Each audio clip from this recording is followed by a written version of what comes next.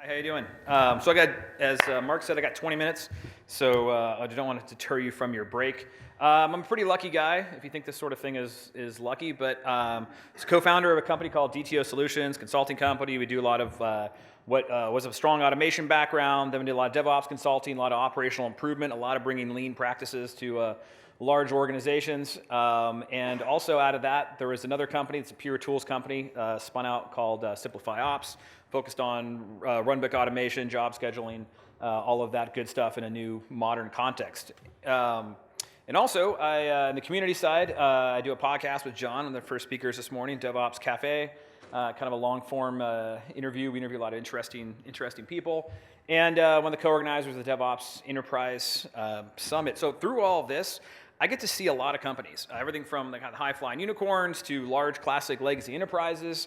Thanks to Paula Thrasher, one of our speakers later, I get to see inside big government organizations. So I get to see a lot of what makes these companies tick, both good and bad. So what I want to talk about is this shared plight of ops and security, right? I mean, we're both under the same pressure, the same gun right now. On one side, we got people saying, go faster, give people more access, open things up, right? At the same time, often from the same mouths, we're hearing, be more secure, be more reliable, be more compliant, don't let us be exposed, right? So we're really kind of forcing this squeeze. It's easy for dev to say, let's go faster. They don't have to deal with the responsibility that comes down when things don't go well, right? So we're in this squeeze. And, deployment, though, is constantly dominating the conversation, right? In 2013, it was, deployment, continuous delivery, continuous deployment, infrastructure as code, PaaS, right? Now in 2016, what are we talking about? Deployment, but it's also Docker, and more Docker and some other stuff thrown in as well, right? So everybody's talking about deploy faster, right? And so what does this sound like? In a traditional enterprise, right?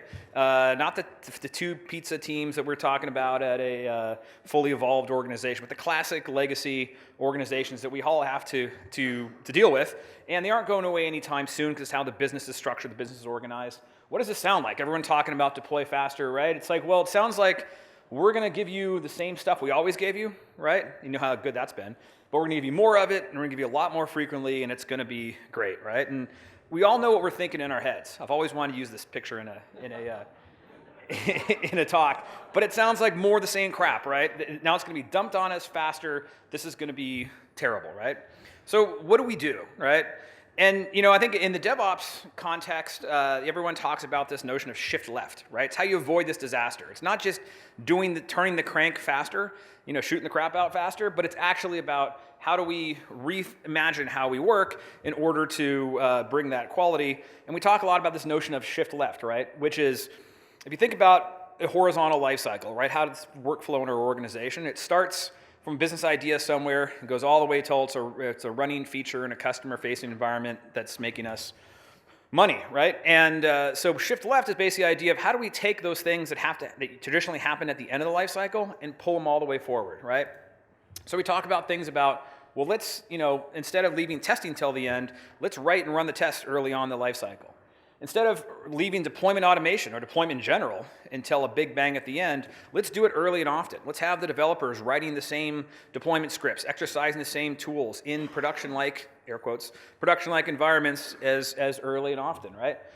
We've seen security now getting into the act, right? To say, hey, let's run some of those code scanning tools. Let's run them early on. Why do we have to wait till the end to make us this kind of final gate? Let's just empower the development teams through self-service or embed somebody on the teams that knows how to run all these tools and scan our code early on, right? But again, it's a lot of shift left talk is all about deploy, right? But stuff happens, right? And this is what we always forget about, and that's called, operations happens, right? What do we do after deployment? Everybody talks about how are we going to get to deploy faster? How do we actually save ourselves once things are deployed and we're out into the world, right? I mean, think about how most large enterprises are built, kind of divided up in a build and a run. There's plenty of things that go wrong on a daily basis, and rarely they're ever isolated, right? Forget we're working on complex systems, right? Or not just the organizational complexity, but we're talking, multiple systems, multiple networks, shared infrastructure, shared teams, all made up of multiple generations of legacy technology, people, process. So that's the world we have to live in. Stuff's always going wrong.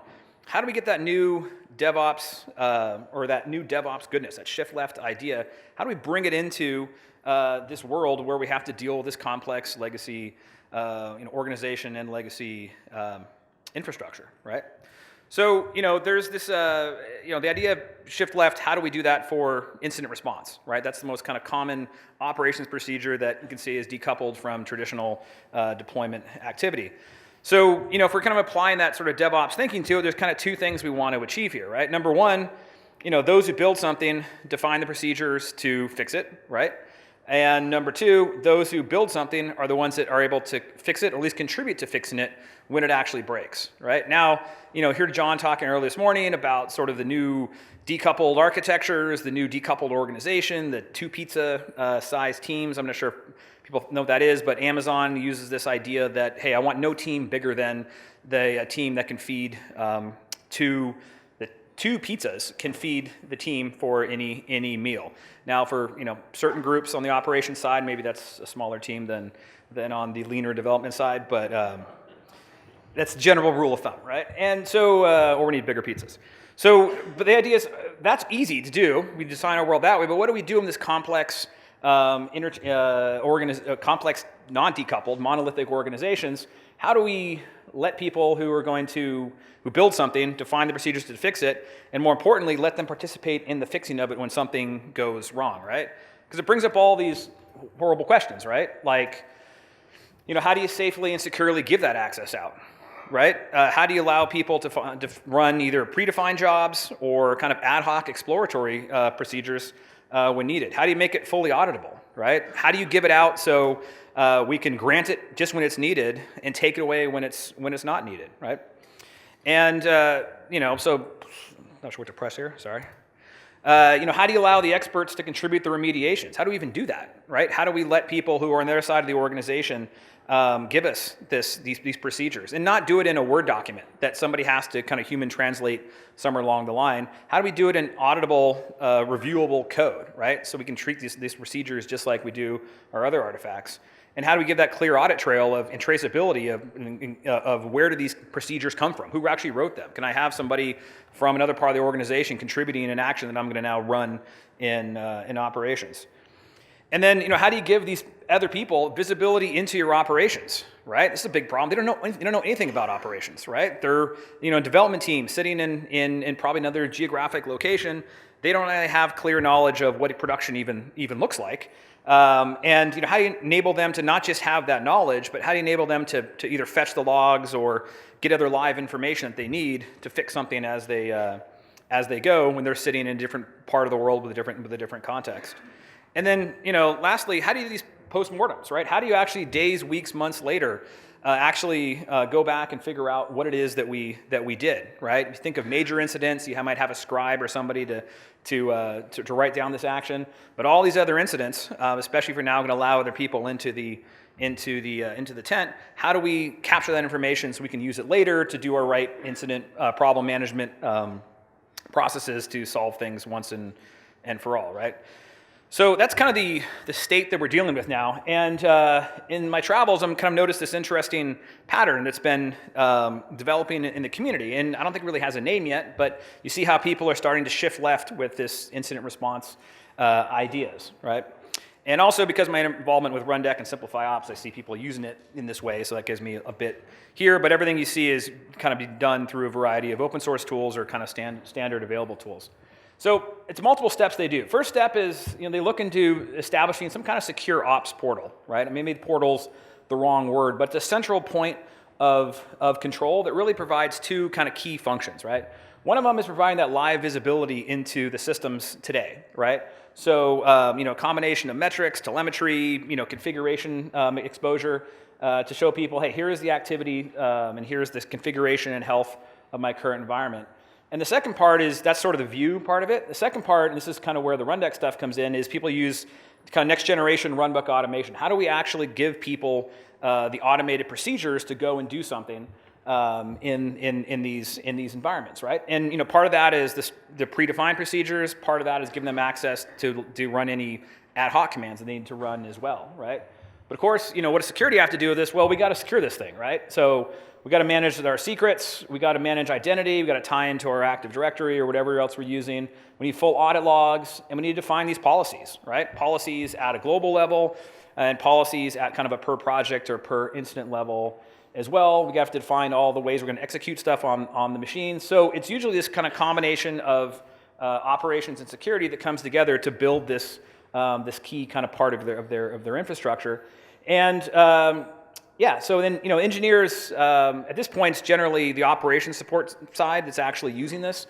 But they're getting some visibility to engineers saying, hey, maybe instead of we can't give you access to change something, but we'll give you view-only access so you can watch us fix things, or you can watch us do a deployment and see what's happening. Maybe we'll give them some self-service, say, hey, you can restart something. Or maybe not even that. Maybe you can just run this kind of non-invasive diagnostic command. But that's kind of the step one, is establish that central point of control. Then comes step two, right? Which is, all right, but how do we get that stuff in there, right? It's one thing to have this for the operations support organization. How do we get all of those procedures into that system? This is where it really becomes interesting. They apply the same pipeline concepts that they're applying to their code, right? So imagine you got a Git repository, you're checking all your procedures into that. This can be defined by the experts in your organization. They're the product engineers. Security can come in and say, hey, these are our security procedures. They use code review tools like Garrett, right? So imagine this is looking just like your classic software development lifecycle. Security, ops, engineers, product engineers can all contribute to those, to looking at those and reviewing those procedures. But ultimately, even though they're defined by outsiders, the security policy is still being maintained by the central operations and security organization. They're still in control of their infrastructure, right?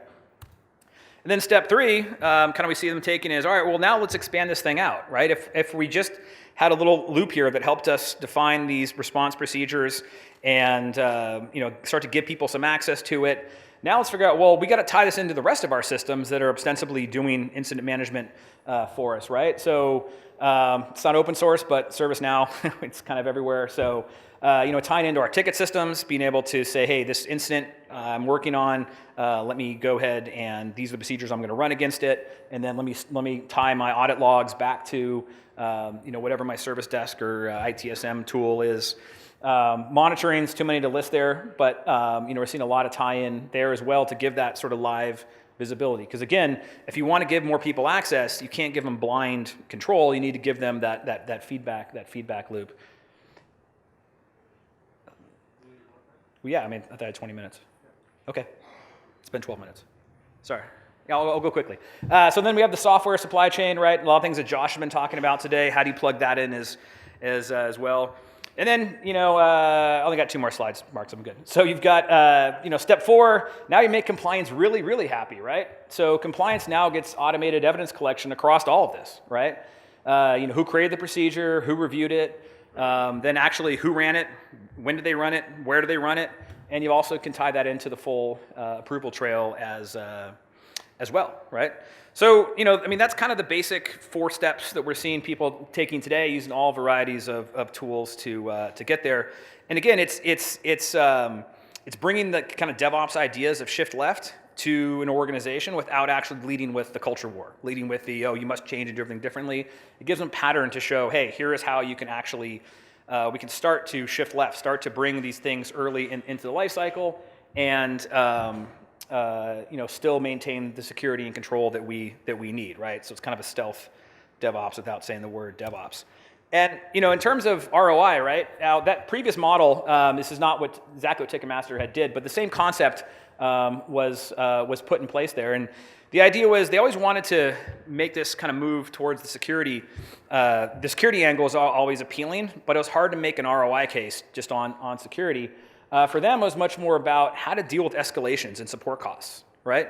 Developers hated all the time that was wasted because something would come into the NOC, they would page out everybody would get woken up, they'd all have to fight to say it wasn't them, and it would be a long, complicated process, right? So Mark Mon was a director of platform engineering, and Jody Mulkey, their new CTO, put this support model into place that says, how can we empower the support teams with the self-service operations tasks, right? So we have these folks in the NOC. They used to be very technical at one time. Now they're kind of isolated to looking at monitors and paging out to folks. How can we give them with procedures that they can actually use to take action? But we want those procedures to be written and vetted by these delivery teams in our architecture, but we want the operations organization to have ultimate control. And then they also wanted to expand action of that, to say, well, how can we let other folks participate in incident response, remediation, and those things as well. And by putting the same kind of process into place, what they're able to do is, number one, remove multiple days of effort from throughout the delivery lifecycle.